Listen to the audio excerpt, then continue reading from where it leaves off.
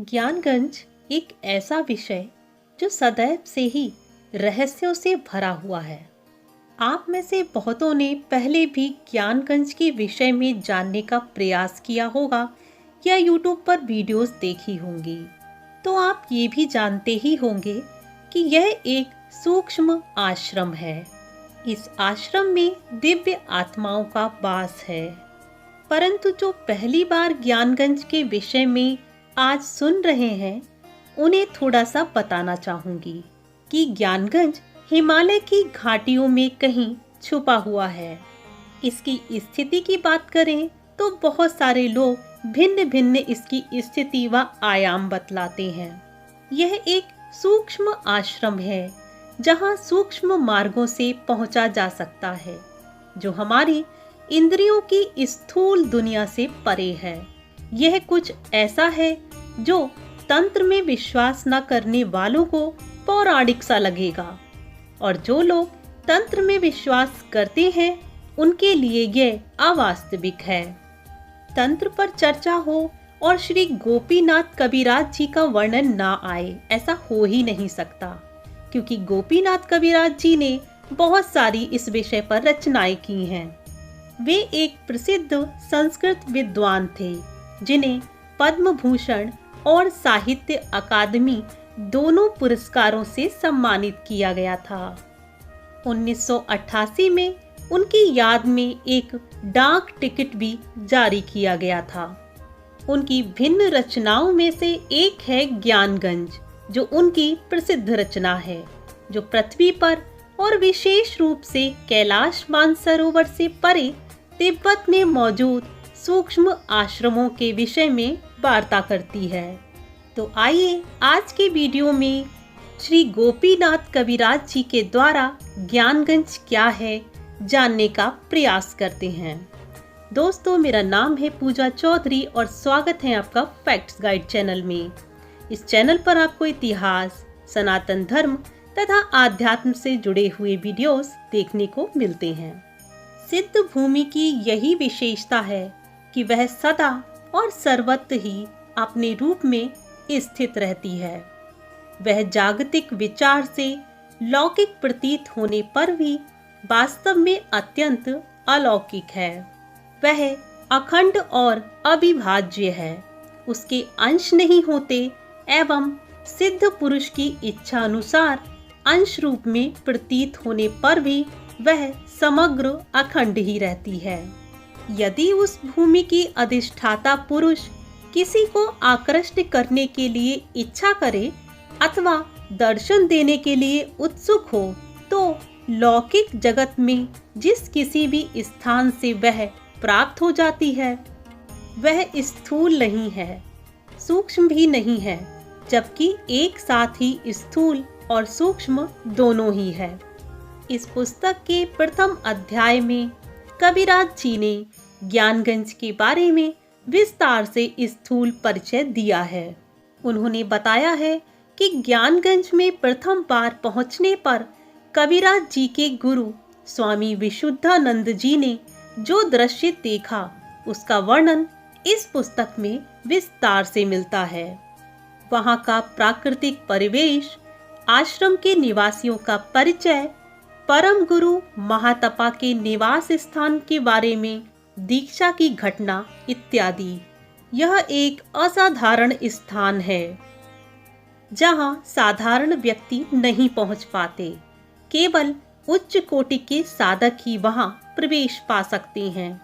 ज्ञानगंज के बारे में अनादिकाल से हिमालय का संपूर्ण क्षेत्र भारतीय साधकों के लिए तपोभूमि रहा है। प्राचीन काल के ऋषि मुनि से लेकर आधुनिक काल के अनेक संत, योगी इत्यादि हिमालय के विभिन्न क्षेत्रों में तपस्यारत हैं। बात करें आधुनिक काल के संतों की, तो उनमें महात्मा तैलंग स्वामी, लोकनाथ ब्रह्मचारी, हितलाल मिश्र, राम ठाकुर, सदानंद सरस्वती, स्वामी विशुद्धानंद परमहंस, श्यामाचरण लाहिड़ी, कुलदानंद इत्यादि हिमालय के विभिन्न क्षेत्रों में आध्यात्मिक साधना करते रहे हैं। लेखक आगे बतलाते हैं कि सिद्ध पुरुष जिस स्थान पर बैठकर योग साधना करते हैं वह स्थान सिद्ध भूमि बन जाता है। सिद्ध भूमि सिद्ध पुरुष के नाम के अनुसार अथवा अन्य किसी प्रकार के नियम के अधीन विभिन्न नाम और रूप लेकर श्री भगवान की विश्व लीला में अपना अपना काम करती है। दत्तात्रेय, अगस्त्य मुनि, वशिष्ठ, विश्वामित्र आदि ऋषि वर्ग अपने अपने सिद्धाश्रम स्थापित करके ज्ञान विभाग का प्रचार करते रहे हैं। जो महापुरुष सिद्धि प्राप्त कर आधिकारिक अवस्था लाभ करते हैं वे ही इन सभी सिद्ध भूमियों के अधिष्ठाता होते हैं। जिनमें अधिकार वासना नहीं है वे सिद्ध भूमि में रहते हुए भी ना रहने के समान हैं अथवा वे सिद्ध भूमि के ऊर्ध्व में रहते हैं। देह सिद्ध करने के पश्चात भूमि को सिद्ध करने की आवश्यकता नहीं होती, क्योंकि देह सिद्धि होने पर उसी प्रकार भूमि सिद्धि हो जाती है। इससे स्पष्ट है कि सिद्ध आत्मा की इच्छा अनुसार तथा कथित सिद्ध भूमि का आविर्भाव होता है। लेखक ये भी बतलाते हैं कि यह स्थान न केवल हिमालय में बल्कि भारत के अनेक प्रांतों में ऐसी सिद्ध भूमियां हैं जहां साधक योग साधना करते हैं। हिमालय में सिद्ध भूमियों की संख्या अधिक अवश्य है और इसी हिमालय में तिब्बत नामक एक रहस्यमयी प्रदेश है। इस स्थान पर अनेक ऐसे मठ और आश्रम हैं जिनके बारे में सभ्य जगत को जानकारी नहीं है। वे सामान्य पर्यटकों के निकट अलक्ष्य रहते हैं। इन आश्रमों में योग के साथ ही साथ विज्ञान की भी शिक्षा दी जाती है और केवल उच्च कोटि के लोग इन मठों में प्रवेश पाते हैं। सन 1959 में दलाई लामा जब तिब्बत से पलायन कर भारत आ रहे थे, उन दिनों इन पंक्तियों के लेखक से कविराज जी इसी विषय पर चर्चा करते रहे। चर्चा के दौरान ज्ञानगंज के अलावा एक घटना का जिक्र किया था। द्वितीय विश्व युद्ध के समय 2 जर्मन पर्यटक गिरफ्तारी के भय से नेपाल के रास्ते तिब्बत की ओर भाग गए थे। वहां पर वे एक ऐसे मठ में गए जहां सभ्य जगत की सारी सुविधाएं उपलब्ध थीं। युद्ध समाप्त होने के काफी दिनों बाद वे पैदल भारत की ओर रवाना हुए। मार्ग भूलकर बर्मा जा पहुंचे। जब इन्होंने अपनी आप बीती लोगों को बतलाई तो लोग हैरान रह गए। हिमालय जैसे क्षेत्र में विज्ञान ने इतनी उन्नति की है, इसकी जानकारी तो संसार को है ही नहीं। लोगों को उनकी बातों पर विश्वास नहीं हो रहा था। तभी अपनी सत्यता प्रकट करने के लिए दोनों पर्यटकों ने ये कहा कि यदि आप लोग मेरे साथ स्वयं चलें तो वहां ले जाकर मैं ये सब आपको दिखला सकता हूँ। तब कई लोग इस बात के लिए तैयार हो गए। दोनों जर्मन ठीक उसी स्थान पर आए जहां वे कई वर्षों तक थे, लेकिन उन्हें देखकर इससे भी अधिक आश्चर्य हुआ कि वह मठ वहां कहीं भी नहीं था। वहां सिर्फ और सिर्फ पर्वत ही पर्वत थे। वहीं वृक्ष समूह है जहां वे घंटों बैठकर बातें करते रहे। वहीं झरना है जहां वे स्नान करते थे, पर वह विशाल मठ वहां मौजूद नहीं था जहां वे सभ्य जगत की सारी सुविधाओं को भोग रहे थे। काफी दिनों के बाद इस घटना का विवरण एक पत्रिका में छपा। लेखक ने यह विवरण पढ़ा। कर्नल ओलकॉट के साथ भी कुछ इसी प्रकार की घटना मुंबई में हुई थी, जिसका जिक्र उन्होंने अपनी पुस्तक ओल्ड डायरी लेवेस में किया है। यहाँ पर मैं आपको कर्नल ओलकॉट के विषय में कुछ बताना चाहूंगी। कर्नल ओलकॉट थियोसॉफिस्ट संस्था की संपादिका मैडम ब्लावात्स्की के साथ एक फिटन पर घूमने निकले थे। अचानक एक स्थान पर मैडम ब्लावात्स्की ने गाड़ी रोकने की आज्ञा दी। कर्नल से उन्होंने कहा, आप गाड़ी में ही बैठकर मेरा इंतजार कीजिए, मैं जरा थोड़ी देर में आती हूँ। इतना कहकर मैडम वहां से चली गईं और किसी बंगले के अंदर चली गईं। ओलकॉट ने देखा कि सामने एक बहुत बड़ा मठ है। मैडम ब्लावात्स्की मठ के फाटक के रास्ते से भीतर चली गईं। थोड़ी देर बाद वह मालाएं लेकर बाहर निकल कर आईं। एक माला उन्होंने कर्नल को दी और दूसरे दिन ऑलकॉट जब घूमने के लिए अकेले निकले थे तो उन्हें याद आया वही स्थान। फिर वो उसी स्थान की ओर अकेले रवाना हुए। ठीक वही घोड़ा गाड़ी वाला चालक भी उनके साथ था। वे उस स्थान पर पहुंच जाते हैं और वहां पर जो दरबान था उससे उस स्थान के विषय में पूछते हैं। ऑलकॉट घोड़ा गाड़ी चालक से कहते हैं कि कल हम जिस स्थान पर गए थे वहीं लेकर चलो। गाड़ीवान वहीं लेकर के जाता है। निश्चित स्थान पर आकर ऑलकॉट ने देखा कि यह वह जगह नहीं है। वहां कोई भी मठ नहीं था। सामने एक बगीचा था जहां पर दो माली घास काट रहे थे। उनके पास जाकर ऑलकॉट ने उनसे प्रश्न किया। शायद उन्हें मेरी भाषा समझ नहीं आई, जिसके कारण मालियों ने कोई भी जवाब नहीं दिया। ऑलकॉट ने उनसे पूछा था कि कल जब मैं आया था तो यहाँ पर एक अलग ही बंगला था, उसका एक अलग ही दरवाजा था। अब तो वो यहाँ नजर नहीं आ रहा। परंतु मालियों ने ऑलकॉट की किसी भी बात पर ज्यादा ध्यान नहीं दिया और वे अपना कार्य करते रहे। वहां से ऑलकॉट वापस लौटे और गाड़ीवान से पूछा कि क्या तुम कल वाली जगह पर मुझे पहुंचा सकते हो? कल तो यहाँ कोई अन्य मठ इत्यादि था, आज तो यहाँ ऐसा कुछ नजर नहीं आ रहा। गाड़ीवान ने कहा, यहाँ मठ कहाँ था? मैं इधर अक्सर गाड़ी लेकर आता हूँ। सामने के बाग के अलावा यहाँ पर और कुछ भी नहीं है। शायद आपको कोई भ्रम हो गया है। इसी प्रकार की एक घटना का वर्णन केदार नामक एक अद्भुत बालक ने कविराज जी से किया था। एक दिन शाम पहले एक दिव्य पुरुष केदार के निकट आए और कहा कि कल दोपहर 4 बजे मुझे एक स्थान पर आकर भेंट करना। आगंतुक एक महापुरुष का संदेशवाहक था। मार्ग के बारे में पूछने पर आगंतुक ने कहा, चौक के रास्ते तुम विश्वेश्वरगंज तक चले आना। आगे का रास्ता वहीं से मालूम हो जाएगा। पूछने की आवश्यकता आपको नहीं पड़ेगी।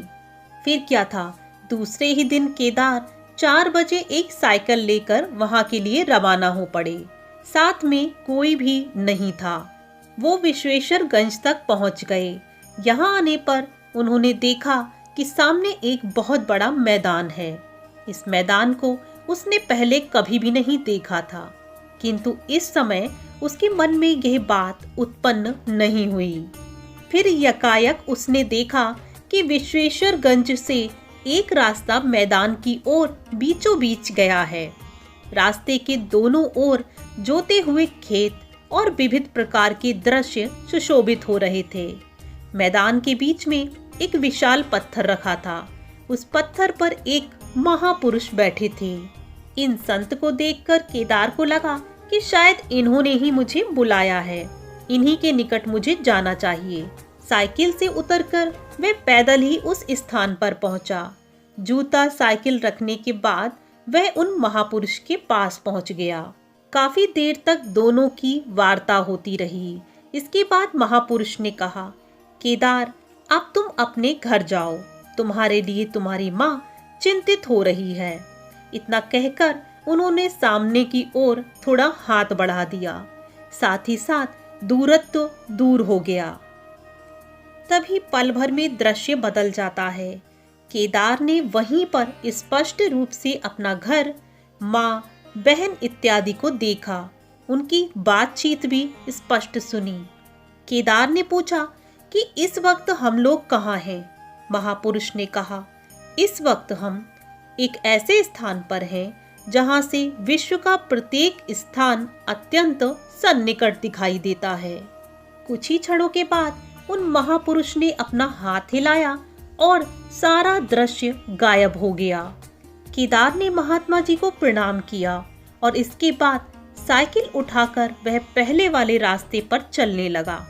उसे विश्वास था कि इस मैदान को पार करते ही वह विश्वेश्वरगंज पहुंच जाएगा, किंतु ऐसा बिल्कुल नहीं हुआ। रास्ता समाप्त होने के साथ ही साथ उसने देखा कि वह इलाहाबाद रोड पर खड़ा है। पास ही संत कबीर का जन्म स्थान लहरतारा में और वहां पर एक मठ है। विश्वेश्वरगंज से यह स्थान 3 मील दूर पर है। यह कैसे संभव हुआ, यह उसे बिल्कुल भी समझ नहीं आया। उसे समझ नहीं आ रहा था कि वह पूर्व की ओर निकला था मगर लौटा पश्चिम की ओर। लेखक आगे बतलाते हैं कि सिद्ध भूमि की यही विशेषता है कि वह सदा और सर्वत्र ही अपने रूप में स्थित रहती है। वह जागतिक विचार से लौकिक प्रतीत होने पर भी वास्तव में अत्यंत अलौकिक है। वह अखंड और अविभाज्य है, उसके अंश नहीं होते एवं सिद्ध पुरुष की इच्छानुसार अंश रूप में प्रतीत होने पर भी समग्र अखंड ही रहती है।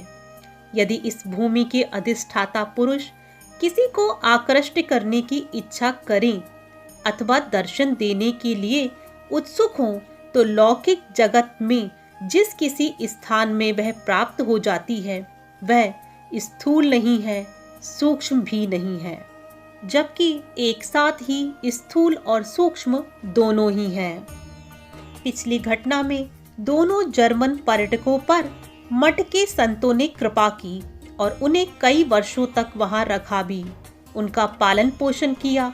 किंतु जब वे बर्मा में अन्य पर्यटकों के साथ वापस लौटे तो उन सभी को दर्शन देने की इच्छा नहीं हुई, तब वे अलक्ष्य हो गए। यही स्थिति कर्नल ओलकॉट के साथ हुई। केदार अलौकिक शक्ति लेकर पृथ्वी पर आया था, उसे मार्गदर्शन देने की आवश्यकता थी। महापुरुष उसे अपने पास बार बार इसलिए बुलाते रहे, परंतु वे यह नहीं चाहते थे कि केदार अपने साथ अन्य लोगों को लाए। यही कारण है कि हर बार वापस लौटते समय अपने को भिन्न भिन्न स्थानों में उसने पाया। ठीक इसी प्रकार ज्ञानगंज भी स्थूल जगत है, साथ ही साथ सूक्ष्म भी है। दोस्तों, आज का भाग यहीं तक। यदि वीडियो पसंद आया हो तो कृपया कर कंजूसी ना करें, वीडियो को लाइक करें, शेयर करें। यदि आप हमारे चैनल की कोई आर्थिक सहायता करना चाहते हैं तो सुपर थैंक्स से आप मदद कर सकते हैं। साथ ही साथ आप हमारे चैनल की मेंबरशिप बहुत ही कम दामों पर ले सकते हैं। तो आप अपना मनपसंद विषय या पुस्तक मुझे बतला सकते हैं, मैं उस पर आपके लिए अलग से वीडियो बनाऊंगी। हमें आपके सहयोग की बहुत आवश्यकता है, तो कृपया कर लाइक करें, सब्सक्राइब नहीं किया तो सब्सक्राइब करें और शेयर करें मेरे वीडियोस को।